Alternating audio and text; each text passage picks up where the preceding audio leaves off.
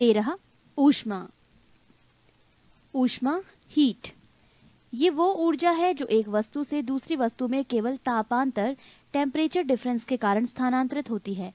किसी वस्तु में निहित ऊष्मा उस वस्तु के द्रव्यमान पर निर्भर करती है। यदि कार्य W ऊष्मा Q में बदलता है तो W/Q बराबर J या W/JQ, यहाँ J एक नियतांक है जिसे ऊष्मा का यांत्रिक तुल्यांक मैकेनिकल इक्विवेलेंट ऑफ हीट कहते हैं।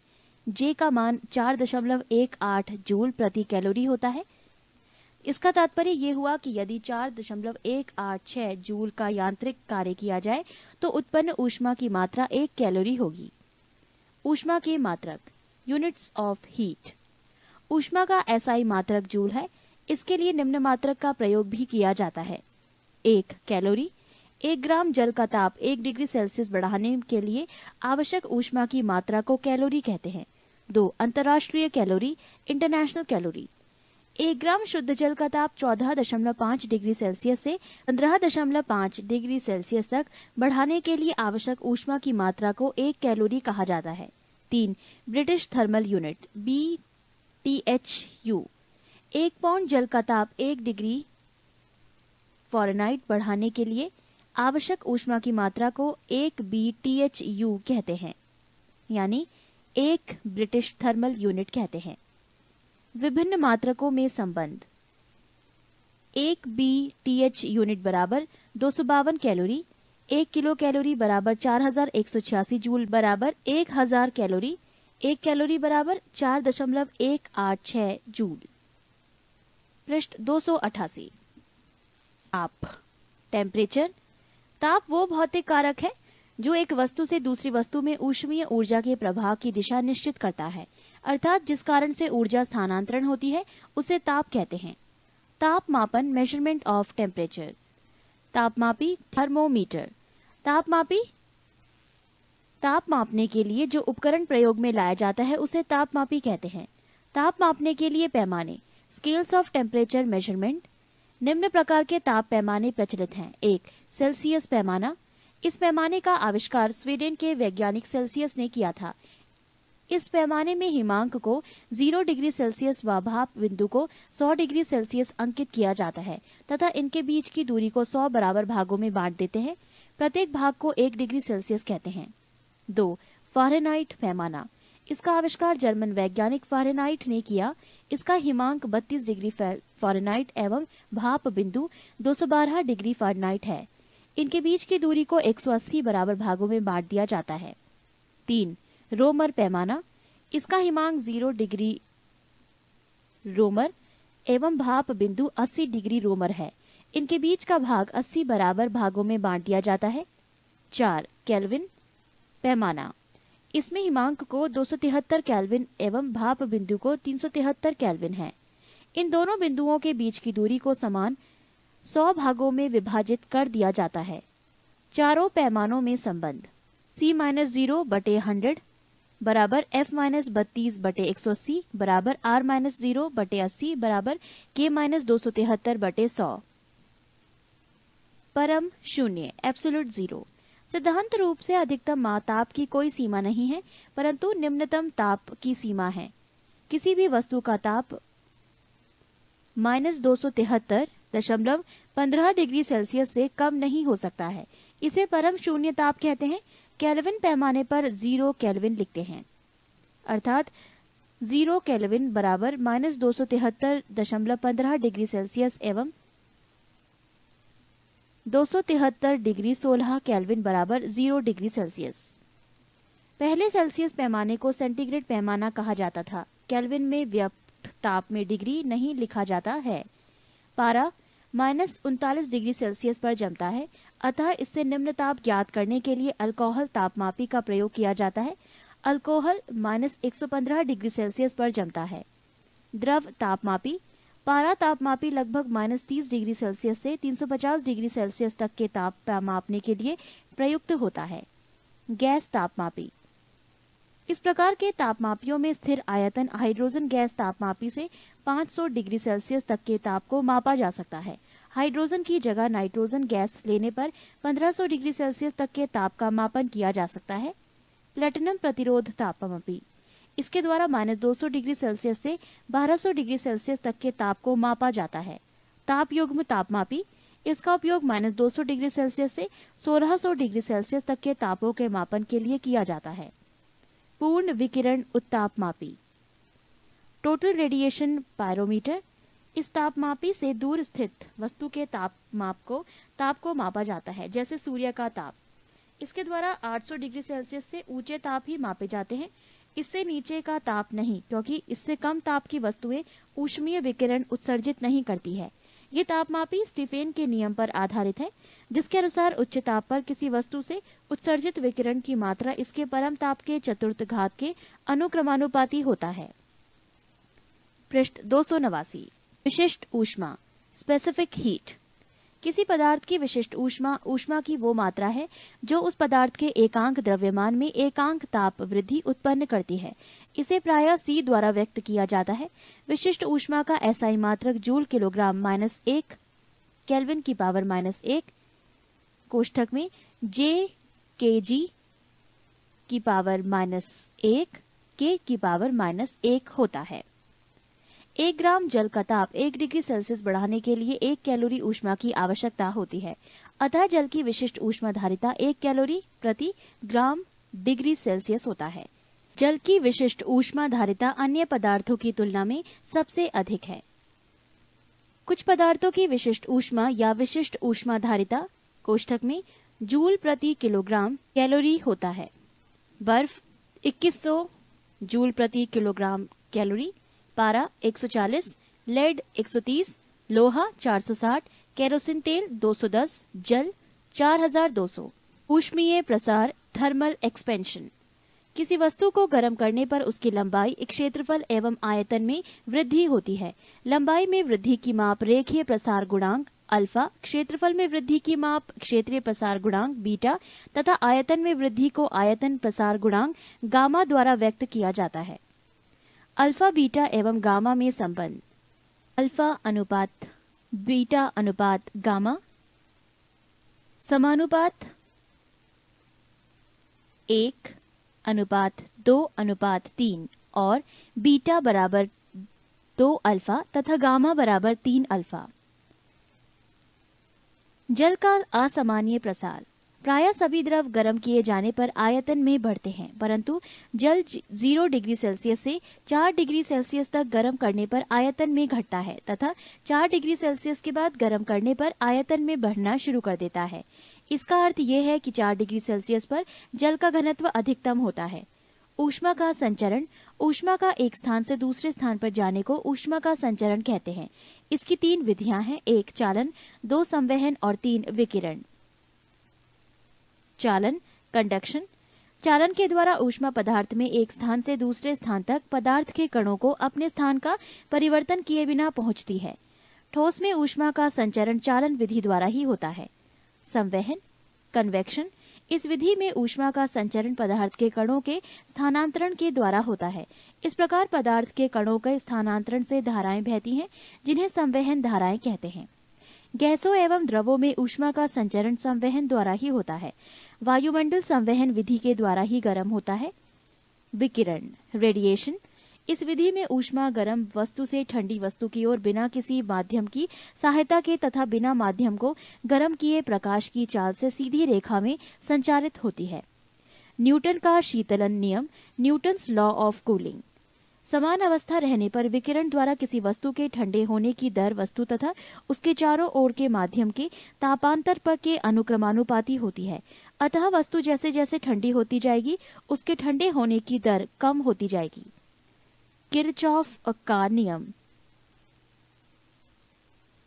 Kirchhoff law. इसके अनुसार अच्छे अवशोषक ही अच्छे उत्सर्जक होते हैं। अंधेरे कमरे में यदि एक काली और एक सफेद वस्तु को समान ताप पर गर्म करके रखा जाए तो काली वस्तु अधिक विकिरण उत्सर्जित करेगी, अतः काली वस्तु अंधेरे में अधिक चमकेगी। पृष्ठ 290। स्टीफेन का नियम, स्टीफेन्स लॉ। किसी वस्तु की उत्सर्जन क्षमता E उसके परम ताप T के चौथे घात के अनुक्रमानुपाती होती है, अर्थात E अनुक्रमानुपाती e की पावर 4 या E बराबर सिग्मा t की पावर 4। यहाँ सिग्मा एक नियतांक है जिसे स्टीफेन नियतांक कहते हैं। अवस्था परिवर्तन तथा गुप्त ऊष्मा, change in state and latent heat. निश्चित ताप पर पदार्थ का एक अवस्था से दूसरी अवस्था में परिवर्तित होना अवस्था परिवर्तन कहलाता है। अवस्था परिवर्तन में पदार्थ का ताप नहीं बदलता है। एक बिंदु, वो बिंदु जिस पर तीनों अवस्थाएं ठोस, तरल एवं गैस तीनों एक साथ पाई जाती है। गलनांक, निश्चित ताप पर ठोस का द्रव में बदलना गलन कहलाता है तथा इस निश्चित ताप को ठोस का गलनांक कहते हैं। हिमांक, निश्चित ताप पर द्रव का ठोस में बदलना हिमीकरण कहलाता है तथा इस निश्चित ताप को द्रव का हिमांक कहते हैं। प्रायः गलनांक एवं हिमांक बराबर होते हैं।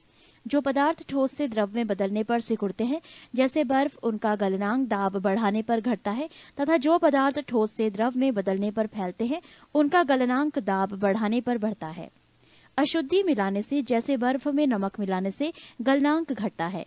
क्वथनांक, बॉइलिंग पॉइंट।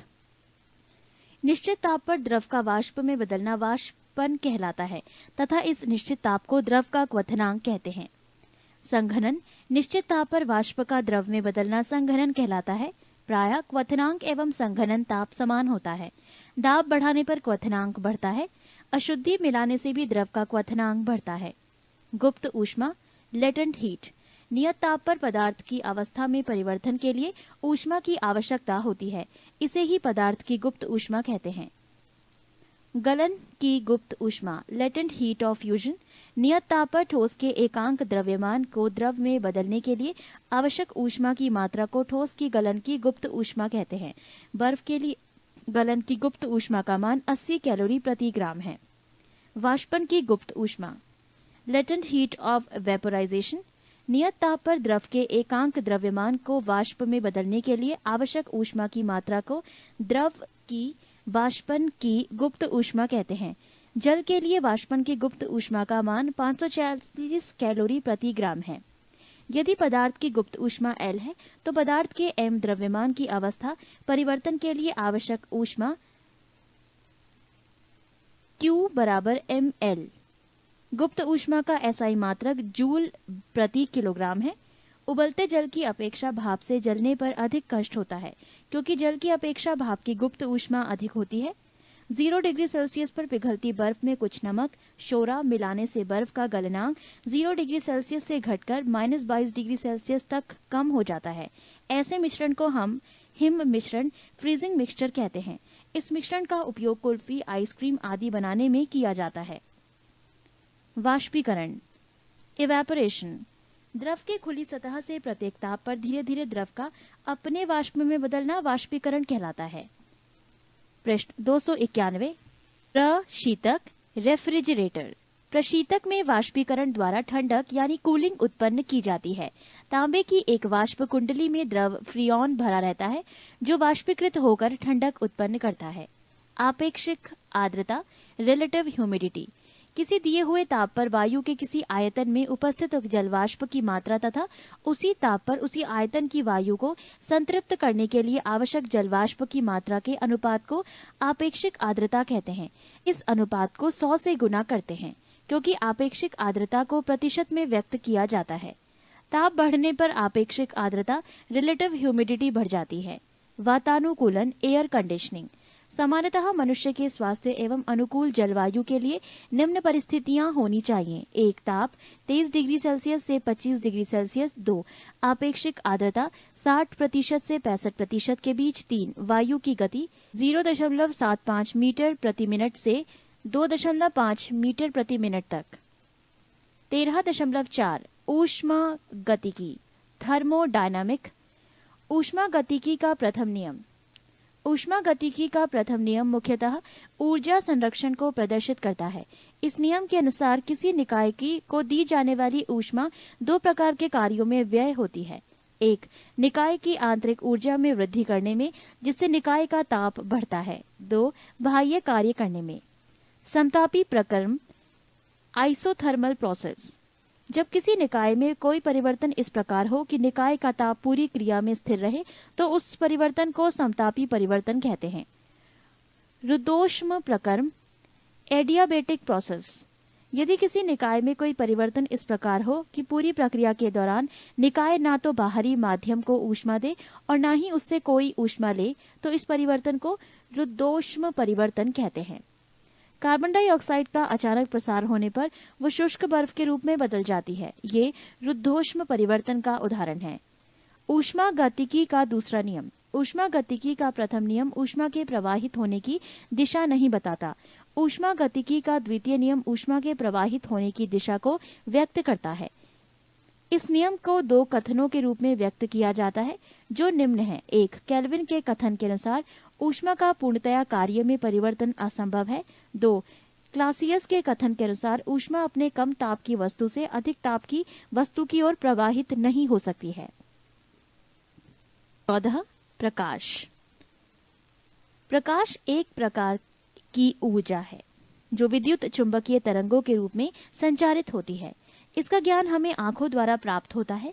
इसका तरंग दैर्ध्य 3900 एंगस्ट्रॉम से 7800 एंगस्ट्रॉम के बीच होता है। प्रकाश का विद्युत चुंबकीय तरंग सिद्धांत प्रकाश के केवल कुछ गुणों की व्याख्या कर पाता है, जैसे प्रकाश का परावर्तन, प्रकाश का अपवर्तन, प्रकाश का सीधी रेखा में गमन, प्रकाश का विवर्तन, प्रकाश का व्यतिकरण एवं प्रकाश का ध्रुवण।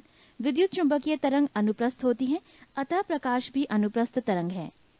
प्रकाश के कुछ गुण ऐसे हैं जिनकी व्याख्या तरंग सिद्धांत नहीं कर पाता है, जैसे प्रकाश विद्युत प्रभाव तथा क्रॉम्पटन सिद्धांत।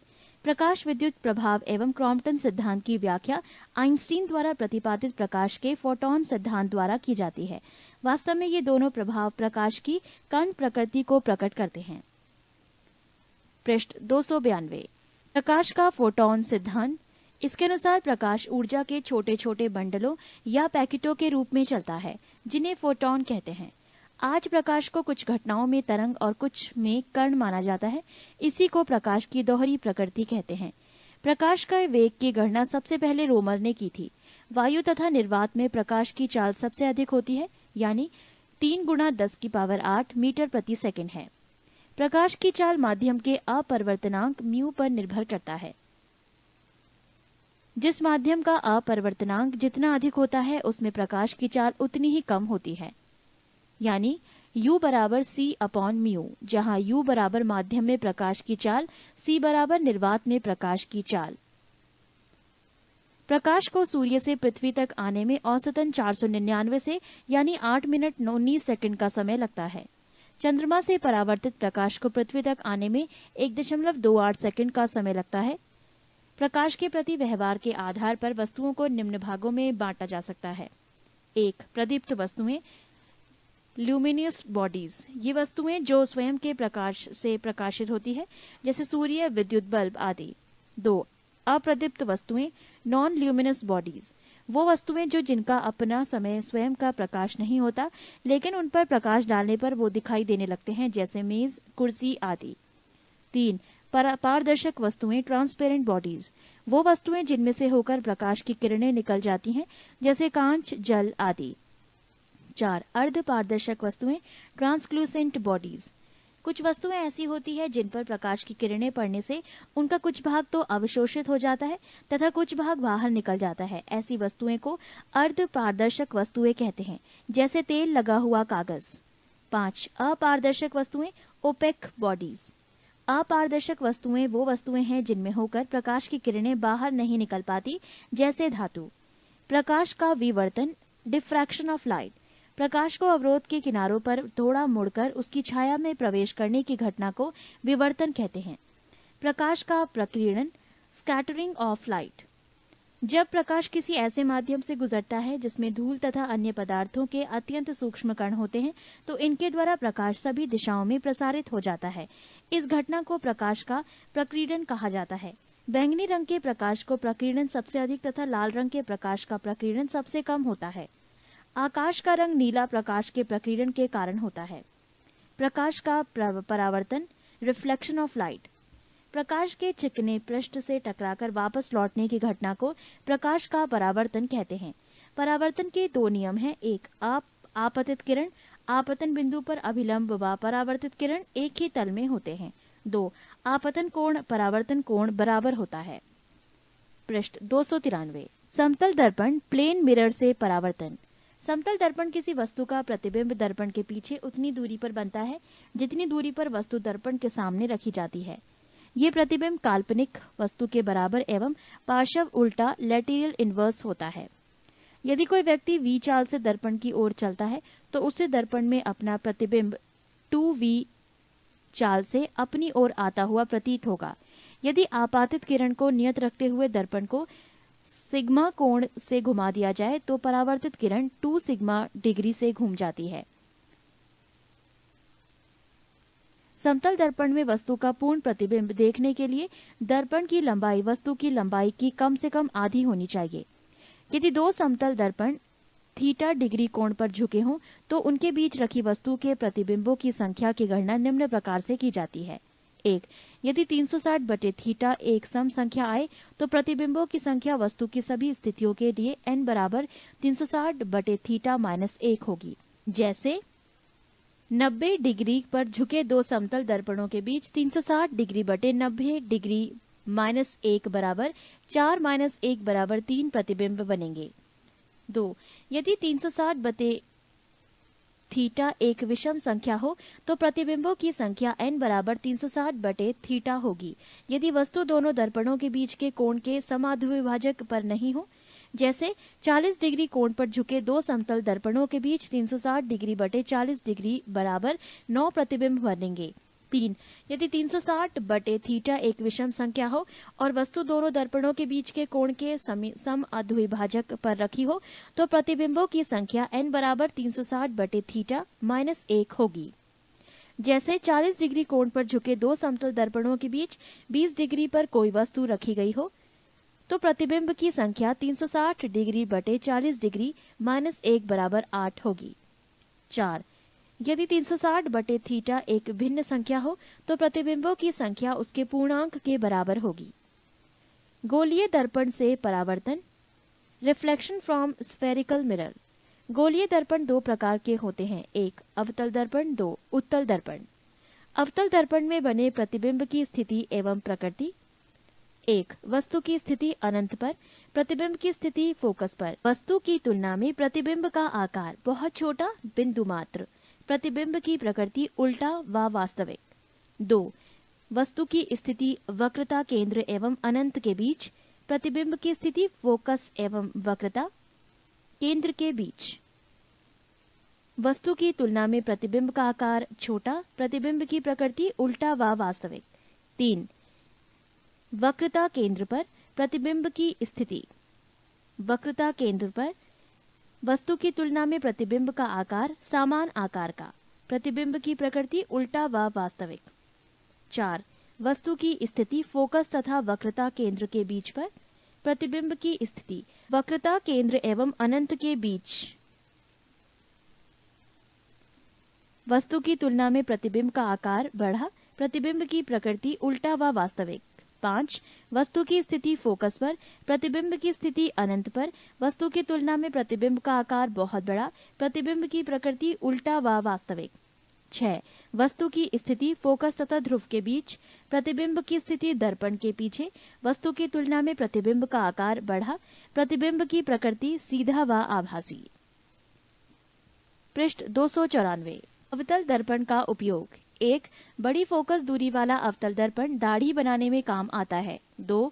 आंख, कान एवं नाक के डॉक्टर के द्वारा उपयोग में लाया जाने वाला दर्पण। 3. गाड़ी के हेडलाइट व सर्च लाइट में। 4. सोलर कुकर में। उत्तल दर्पण से बने प्रतिबिंब। उत्तल दर्पण में प्रत्येक दिशा में प्रतिबिंब दर्पण के पीछे उसके ध्रुव और फोकस के बीच वस्तु से छोटा, सीधा एवं आभासी बनता है। उत्तल दर्पण का उपयोग। 1. इसका उपयोग गाड़ी में चालक की सीट के पास पीछे के दृश्य को देखने में किया जाता है, साइड मिरर रूप में। 2. सोडियम परावर्तक लैंप में। प्रकाश का अपवर्तन, रिफ्रैक्शन ऑफ लाइट। जब प्रकाश की किरणें एक पारदर्शी माध्यम से दूसरे पारदर्शी माध्यम में प्रवेश करती है तो दोनों माध्यमों को अलग करने वाले तल पर अभिलंबवत आपाती होने पर बिना मुड़े सीधे निकल जाती है, परंतु तिरछी आपाती होने पर वो अपनी मूल दिशा से विचलित हो जाती है। इस घटना को प्रकाश का अपवर्तन कहते हैं। जब प्रकाश की कोई किरण विरल माध्यम, रेरर मीडियम से सघन माध्यम, डेंसर मीडियम जैसे हवा से पानी में प्रवेश करती है, तो वो दोनों माध्यमों के पृष्ठ पर खींचे गए अभिलंब की ओर झुक जाती है, तथा जब किरण सघन माध्यम से विरल माध्यम में प्रवेश करती है तो वो अभिलंब से दूर हट जाती है। लेकिन जो किरण अभिलंब के समांतर प्रवेश करती है उनके पथ में कोई परिवर्तन नहीं होता। अपवर्तन के नियम। 1. आपतित किरण, अभिलंब तथा अपवर्तित किरण तीनों एक ही समतल में स्थित होते हैं।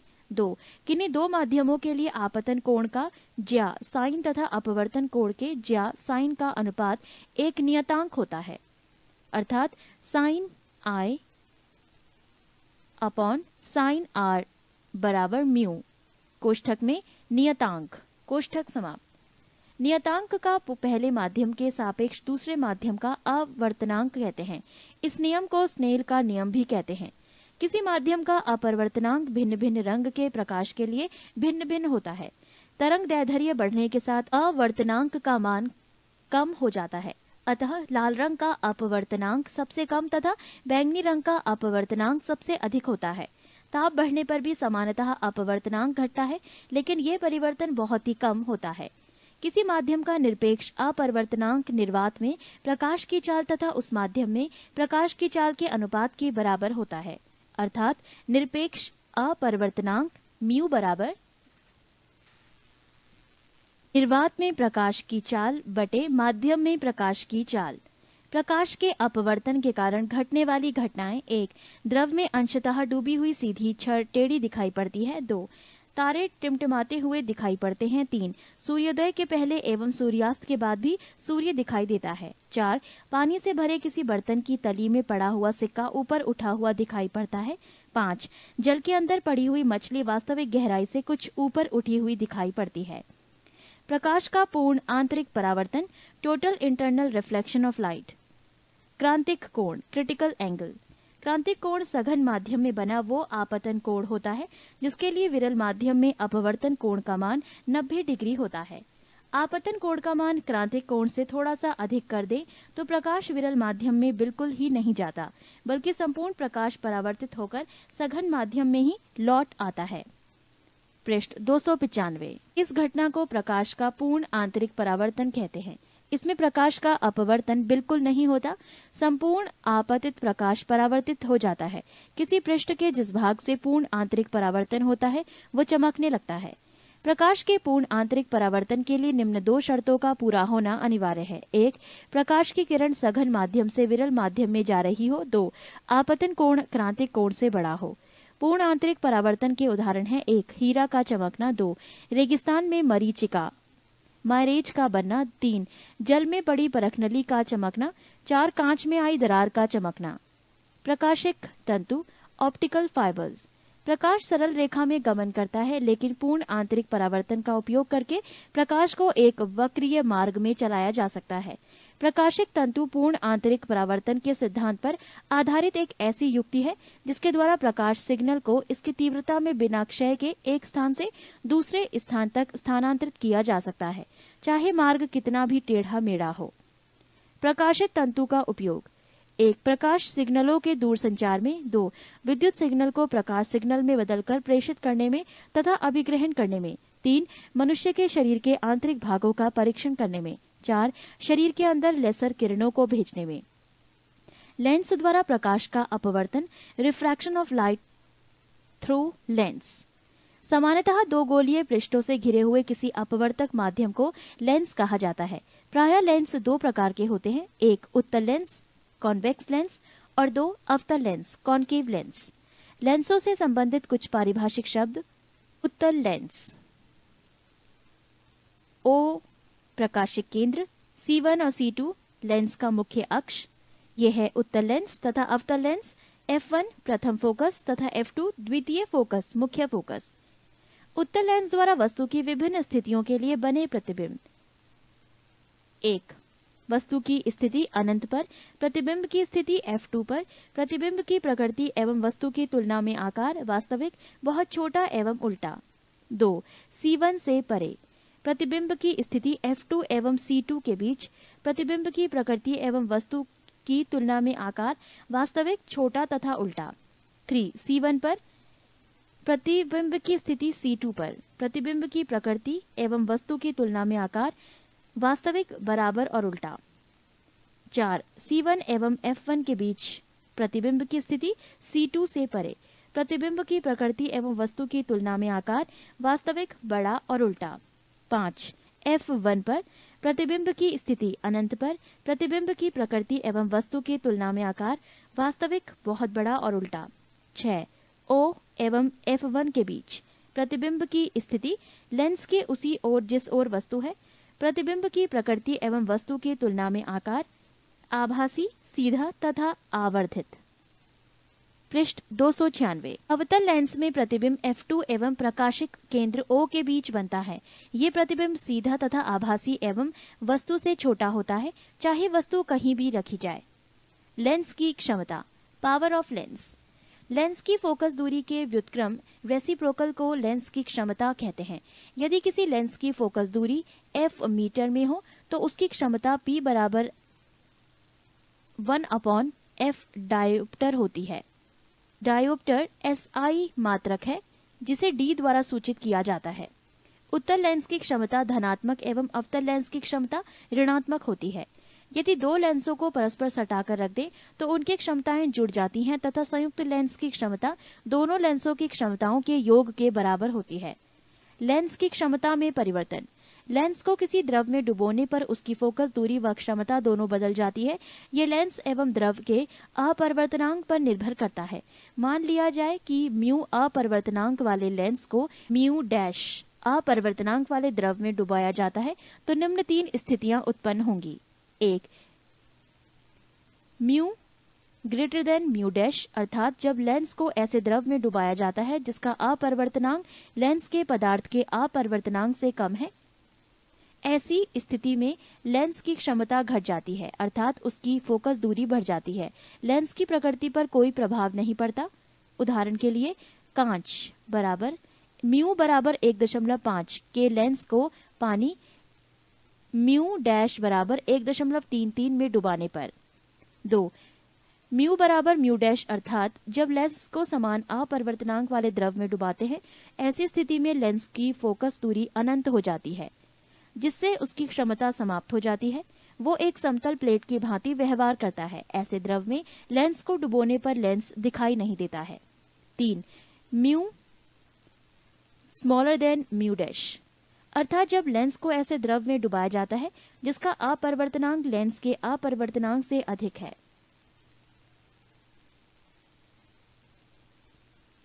ऐसी स्थिति में फोकस दूरी बढ़ जाती है जिससे उसकी क्षमता घट जाती है। इसके साथ साथ लेंस की प्रकृति भी बदल जाती है, अर्थात उत्तल लेंस अवतल लेंस की भांति और अवतल लेंस उत्तल लेंस की भांति व्यवहार करने लगता है। उदाहरण के लिए पानी के अंदर हवा का बुलबुला उत्तल लेंस के समान दिखाई देता है परंतु व्यवहार अवतल लेंस के समान करता है।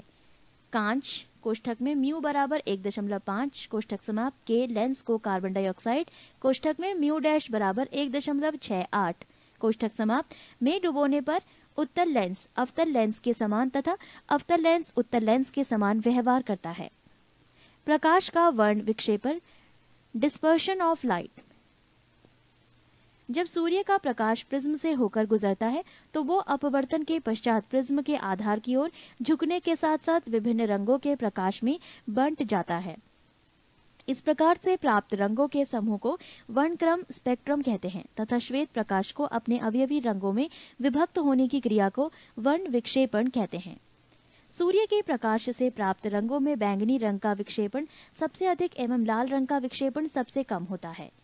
विभिन्न रंगों का आधार से ऊपर की ओर क्रम इस प्रकार है: बैंगनी वायलेट, जामुनी इंडिगो, नीला ब्लू, हरा ग्रीन, पीला येलो, नारंगी ऑरेंज तथा लाल रेड। न्यूटन ने 1666 ईस्वी में पाया कि भिन्न भिन्न रंग भिन्न भिन्न कोणों से विक्षेपित होते हैं। वर्ण विक्षेपण किसी पारदर्शी पदार्थ में भिन्न भिन्न रंगों के प्रकाश के भिन्न भिन्न वेग होने के कारण होता है। पृष्ठ 297। अतः किसी पदार्थ का अपरिवर्तनांक भिन्न भिन्न रंगों के प्रकाश के लिए भिन्न भिन्न होता है। पारदर्शी पदार्थ में जैसे जैसे प्रकाश के रंगों का अपवर्तनांक बढ़ता जाता है, वैसे वैसे उत्पदार्थ में उसकी चाल कम होती जाती है। जैसे कांच में बैंगनी रंग के प्रकाश का वेग सबसे कम तथा अपवर्तनांक सबसे अधिक होता है, तथा लाल रंग का वेग सबसे अधिक एवं अपवर्तनांक सबसे कम होता है। इंद्रधनुष, रेनबो, परावर्तन, पूर्ण आंतरिक परावर्तन तथा अपवर्तन द्वारा वर्ण विक्षेपण का सबसे अच्छा उदाहरण इंद्रधनुष है। इंद्रधनुष दो प्रकार के होते हैं, एक प्राथमिक इंद्रधनुष प्राइमरी रेनबो, दो द्वितीयक इंद्रधनुष सेकेंडरी रेनबो। प्राथमिक इंद्रधनुष, जब वर्षा की बूंदों पर आपतित होने वाली सूर्य की किरणों का 2 बार अपवर्तन व 1 बार परावर्तन होता है तो प्राथमिक इंद्रधनुष का निर्माण होता है। प्राथमिक इंद्रधनुष में लाल रंग बाहर की ओर और बैंगनी रंग अंदर की ओर होता है।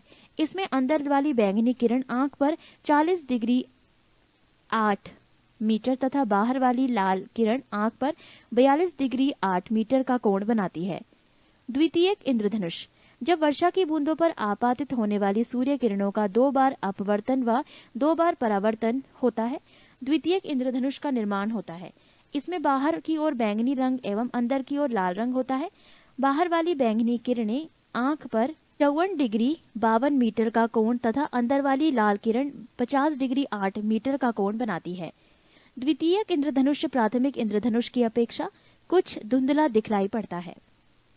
प्राथमिक, द्वितीयक तथा पूरक रंग, primary, secondary and complementary colours. लाल, हरा एवं नीला रंग को प्राथमिक रंग कहते हैं। पीला, मैजेंटा एवं पिकॉक नीला को द्वितीयक रंग कहते हैं। ये दो प्राथमिक रंगों को मिलाने से प्राप्त होता है, जैसे लाल धन पीला मैजेंटा, हरा धन पीला पिकॉक नीला, लाल धन हरा पीला। जब दो रंग परस्पर मिलने से श्वेत प्रकाश उत्पन्न करते हैं तो उन्हें पूरक रंग कहते हैं। यानी लाल धन पिकॉक नीला धन बराबर सफेद, नीला धन पीला बराबर सफेद, हरा धन मैजेंटा बराबर सफेद, लाल धन हरा प्लस नीला सफेद। दैनिक जीवन में प्रयोग किए जाने वाले रंगों को मिलाने से इस प्रकार के रंग प्राप्त नहीं होते हैं, क्योंकि प्रयोग में लाए जाने वाले रंगों में अशुद्धियां होती हैं। रंगीन टेलीविजन में प्राथमिक रंग लाल, हरा एवं नीला का उपयोग किया जाता है। वस्तुओं के रंग, वस्तु जिस रंग का दिखलाई पड़ता है वो वास्तव में उसी रंग को परावर्तित करती है, शेष सभी रंगों को अवशोषित कर लेती है। जो वस्तु सभी रंगों को परावर्तित कर देती है वो श्वेत दिखलाई पड़ती है, क्योंकि सभी रंगों का मिश्रित प्रभाव सफेद होता है। जो वस्तु सभी रंगों को अवशोषित कर लेती है और किसी भी रंग को परावर्तित नहीं करती है वो काली दिखाई देती है। इसीलिए जब लाल गुलाब को हरा शीशा के माध्यम से देखा जाता है तो वो काला दिखलाई पड़ता है, क्योंकि उसे परावर्तित करने के लिए लाल रंग नहीं मिलता और हरे रंग को वो अवशोषित कर लेता है। पृष्ठ 298। विभिन्न वस्तुओं पर विभिन्न रंगों की किरणें डालने पर वो किस तरह को देखती हैं, इसे निम्नलिखित तालिका में देखा जा सकता है। वस्तु के नाम: सफेद कागज, सफेद किरणों में सफेद, लाल किरणों में लाल, हरी किरणों में हरा, पीली किरणों में पीला, नीली किरणों में नीला। लाल कागज, सफेद में लाल, लाल में लाल, हरी में हरा, पीली में काला, नीली में काला। हरा कागज, सफेद में हरा, लाल में काला, हरी में हरा, पीली में काला, नीली किरणों में काला। पीला कागज, सफेद में पीला, लाल में काला, हरी में काला, पीली में पीला, नीली में काला। नीला कागज, सफेद में नीला, लाल में काला, हरी में काला, पीली में काला, नीली में नीला। प्रकाश तरंगों का व्यतिकरण, इंटरफेरेंस ऑफ लाइट। प्रकाश तरंगों के व्यतिकरण का सिद्धांत प्रकाश के तरंग प्रकृति की पुष्टि करता है।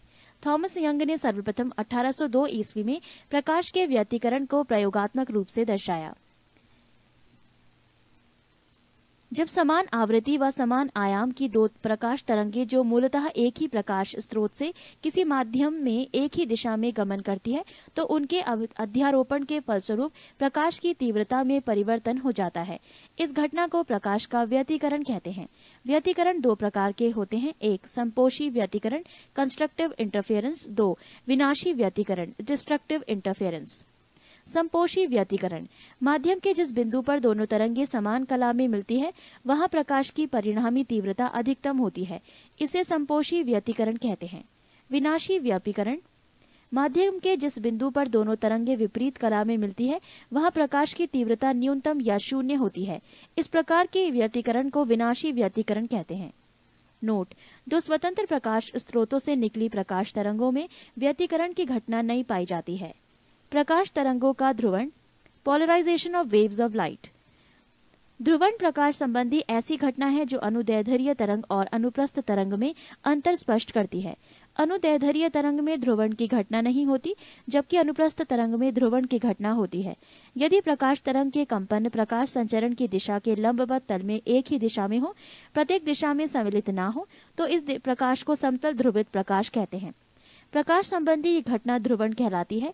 साधारण प्रकाश में विद्युत वेक्टर के कंपन प्रकाश संचरण की दिशा के लंबवत तल में प्रत्येक दिशा के समान रूप से अथवा समापित रूप से होते हैं।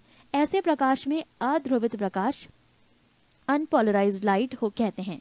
प्रकाश स्रोतों जैसे विद्युत बल्ब, मोमबत्ती, ट्यूबलाइट आदि से उत्सर्जित प्रकाश अध्रुवित प्रकाश होते हैं। प्रकाश तरंगों का प्रकाशीय प्रभाव केवल विद्युत वेक्टरों, विद्युत क्षेत्र के कारण होता है।